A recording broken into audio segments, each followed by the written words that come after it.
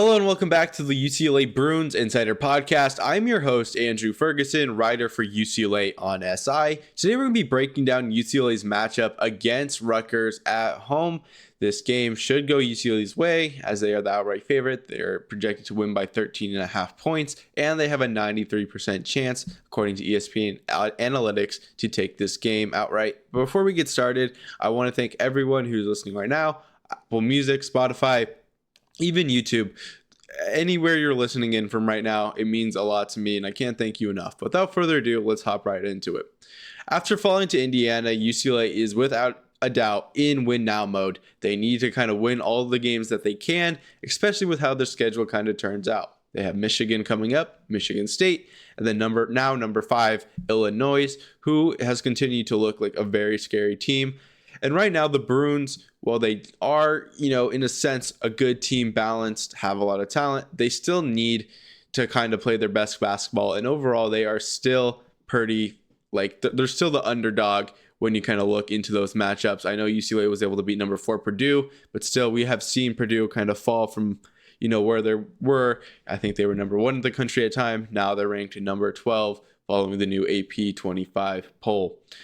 But to kind of go over some general stats for UCLA, they're entering this game, they're scoring 78 points per game. A pretty good number. I believe it's one of the highest in the Mick Cronin era.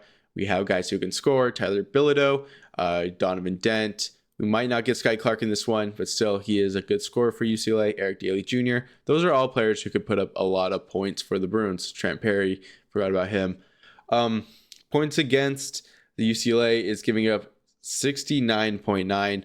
The loss to Indiana really hurt. Obviously, we saw a lot of defensive breakdowns in that game. Mick Cronin was really pissed in his post-game brief. UCLA just needs to be better on defense moving forward because they're not going to be able to hang with teams if they're allowing 90-plus points per game. UCLA is also shooting 47% from the field. That's a pretty solid number, all things considered. I think that Donovan Dent has kind of made a dent in that, if you will, with his lapses of shooting this season. But still, he's a great player. He's still going to get points from the line. Doesn't matter where. UCLA is also averaging 32.9 assists rebounds per game. Again, that is not where UCLA wants to be right now. There's a lot of factors that kind of play into that.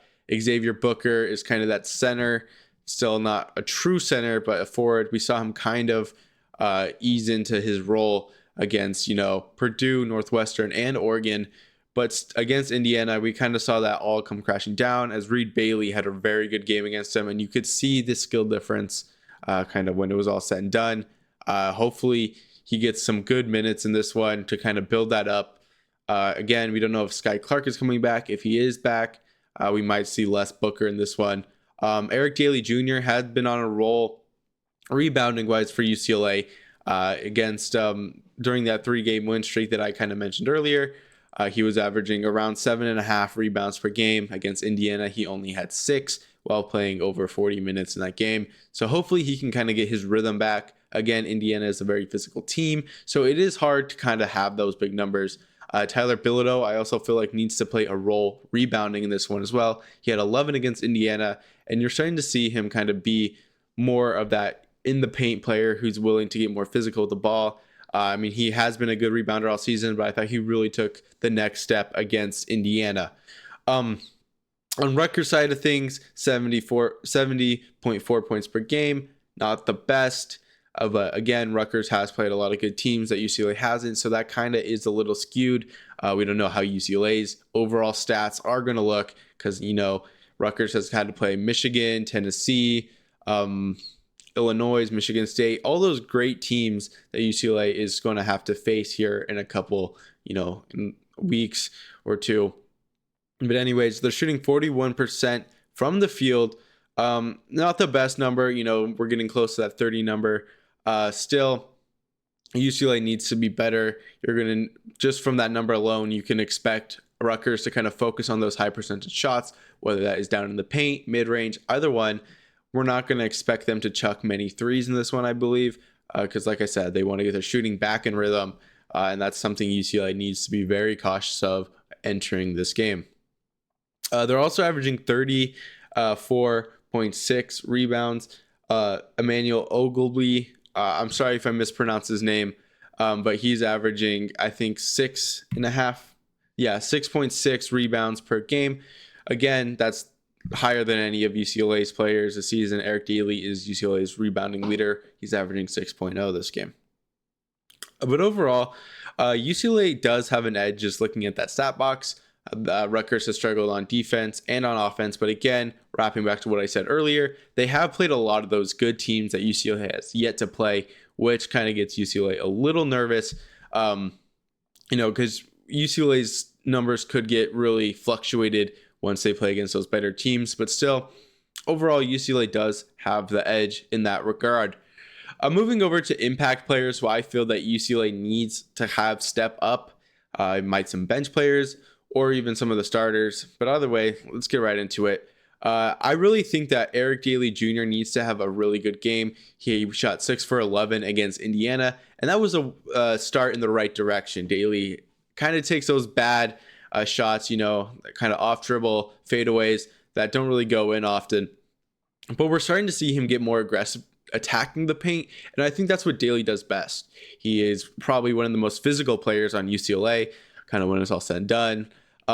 So we need to see him attack the paint stronger, shoot those high percentage shots, because they are going to fall. 6 for 11, great game shooting against Indiana. I do want to see him rebound more in this one, because like I said, Bilodeau can rebound well.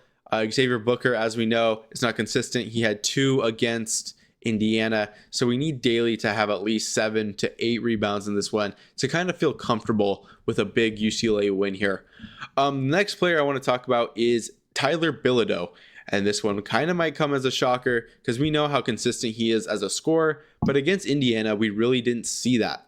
He scored 18 points, 11 rebounds. I believe he shot 5 for 12 against the Hoosiers, and he was a big reason for UCLA's kind of cold streak during that game. We'll kind of get into what UCLA needs to do differently after I'm done with this. But still, I thought Bilodeau needs to have a very good shooting performance. Rutgers isn't the best team, as we've seen defensively, that 75.3 points per game. And they don't really have anyone who could really match up Bilodeau that well.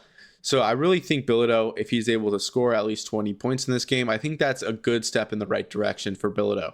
Again, this is not kind of what Rutgers has over UCLA. It's what UCLA has over Rutgers, meaning that they need to play to their strengths no matter what, have to minimize mistakes, that kind of thing. The last player I want to talk about is Jamar Brown. He's been playing off the bench recently, and he's kind of struggled.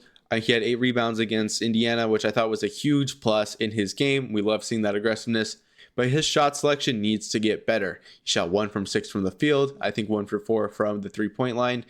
That cannot happen for UCLA. I'd rather those 4 3-pointers go to either Trent Perry or, Bilodeau.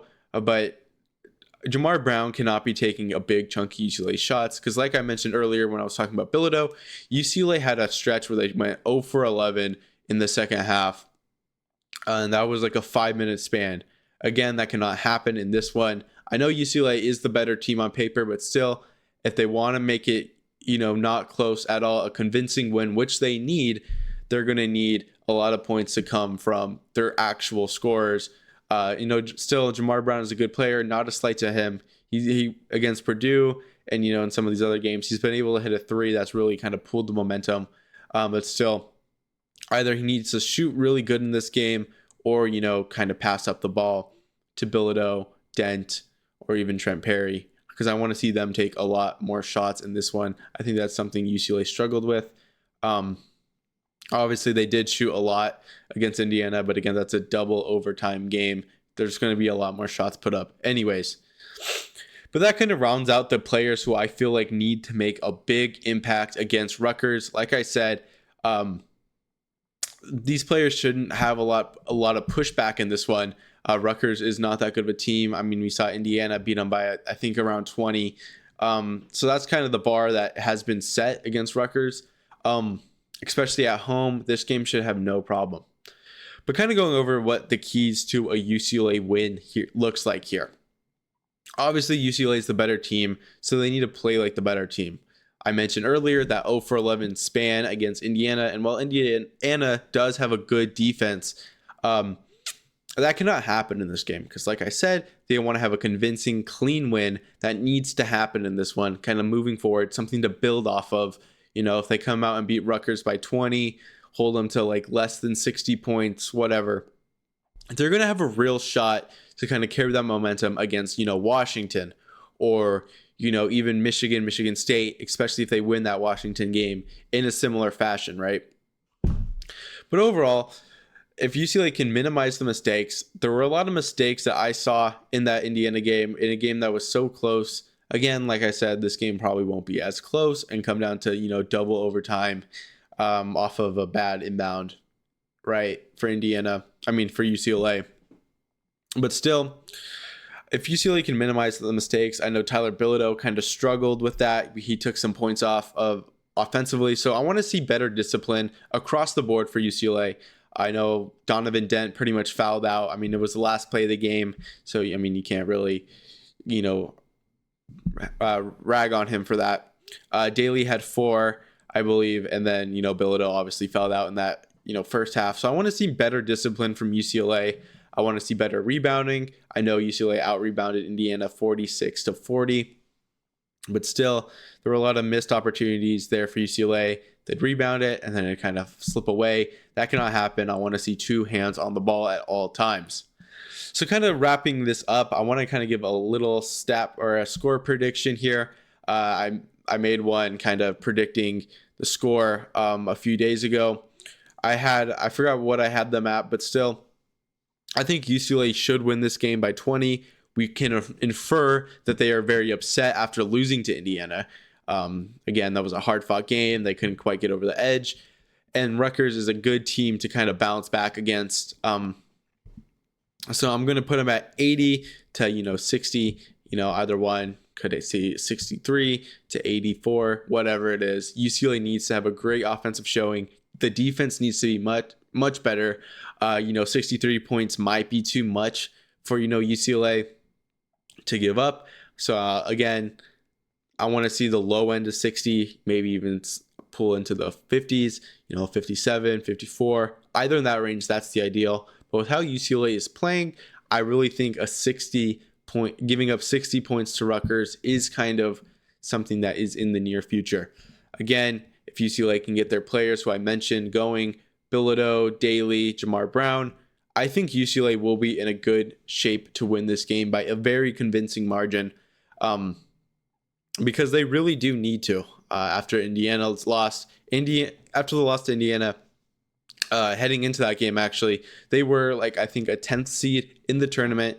I think a few days before that, before other teams kind of started to lose, UCLA was a first 4 team in, meaning they would have to play against a team like New Mexico to kind of get that 11th seed. So I think when that kind of comes out, UCLA will be kind of a fringe team again. So a win here is going to really help, especially because, we never know what they're going to go in their kind of nightmare span. Like I said, against Michigan State, Illinois, that's 3 games back-to-back where UCLA is the underdog. So that's what I mean. UCLA does need to have a very convincing and strong win against Rutgers. And just to pass the eye test is a very important factor on Selection Sunday. So if UCLA can come out, guns blazing, that game should go UCLA's way. And that also resonates with kind of the voters moving forward. But anyways, that's all I have for you guys today. I hope you enjoyed. As always, 4 is up and have a good day.